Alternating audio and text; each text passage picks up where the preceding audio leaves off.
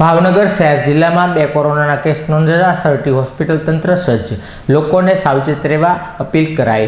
ભાવનગર શહેરના વિજયરાજનગરમાં રહેતા હીરાના વેપારી તેમજ સિહોર ખાતે રહેતી ગર્ભવતી મહિલા કોરોના સંક્રમિત થયા હતા, જેમાં વિજયરાજનગર ખાતે રહેતા વેપારીને હોમ ક્વોરન્ટાઇન કરવામાં આવ્યા હતા, જ્યારે ગર્ભવતી મહિલાને સરટી હોસ્પિટલ ખાતે સારવાર અર્થે ખસેડવામાં આવ્યા હતા।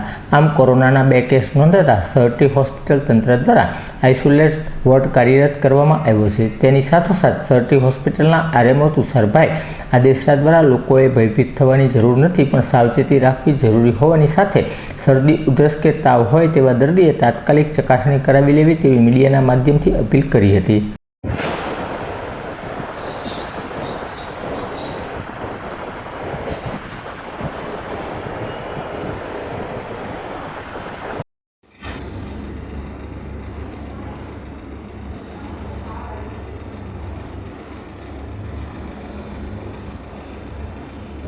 डॉक्टर तुषार आदेशरा, निवासी तबीबी अधिकारी, सर तख्तश्री હોસ્પિટલ ખાતે ફરજ બજાવું છું।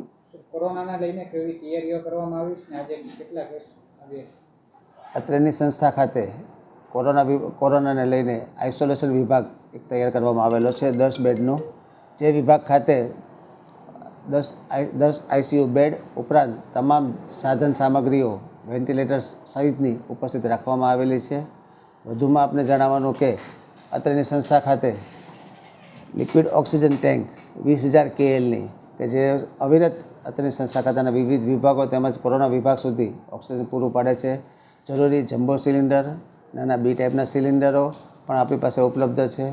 કોરોનાને લગતી જરૂરી દવાઓ પણ અત્રેના સેન્ટ્રલ સ્ટોર વિભાગ ખાતે ઉપલબ્ધ છે, તેમજ માઇક્રોબાયોલોજી વિભાગ ખાતે કોરોનાના નિદાન સંબંધિત જે જરૂરી તપાસ કે કીટ કે સાધનો જે છે એ પણ આપણી પાસે ઉપલબ્ધ છે અને કાર્યરત છે।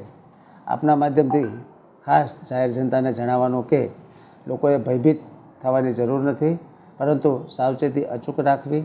જ્યારે શરદી, ખાંસી, તાવ, ઉધરસ કે એવું લાગે ત્યારે તાત્કાલિક નજીકના દવાખાનાનો સંપર્ક કરી એની દવા લેવી જરૂરી છે, અને જ્યારે આવું લાગે ત્યારે પોતે માસ્ક પહેરે, જેથી કરીને અન્ય વ્યક્તિઓને આપણે બરાબર એક વસ્તુ આ વાયરલ ઇન્ફેક્શન જે છે એ ફેલાતું અથવા અટકાવી શકાય। આજે કેસ નોંધવામાં આવ્યા છે, કેટલા કેસ છે અને શું માહિતી? અત્રેની સંસ્થા ખાતે હાલમાં બરાબર ગાયનેક વિભાગ ખાતે એક સગર્ભા માતા છે, એમને કોરોનાના પોઝિટિવ આવેલો જે છે તે અત્યારે હાલમાં અત્રેની સંસ્થા ખાતે ડિલિવરી વિભાગ ખાતે સારવાર હેઠળ છે, જેને આઇસોલેશન વિભાગમાં રાખવામાં આવેલ છે, તેમજ તમામ તકેદારીના પગલાઓ લેવામાં આવેલા છે। માતાની સ્થિતિ હાલમાં નિયંત્રણ હેઠળ છે અને જરૂરી સારવાર એની કાર્યરત છે।